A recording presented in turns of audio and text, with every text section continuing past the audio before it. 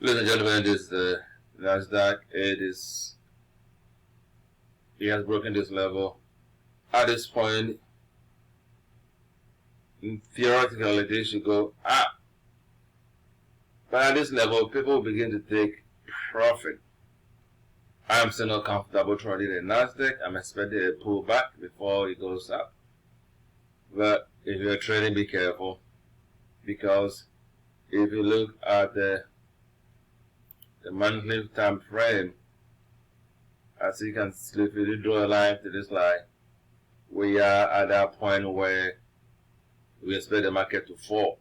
So if you're trading the NASDAQ, be careful, because we expect the market to pull back.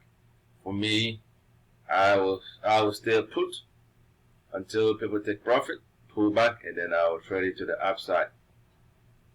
I hope this helps. Be careful trading NASDAQ today, and I'll see you next time. Thank you.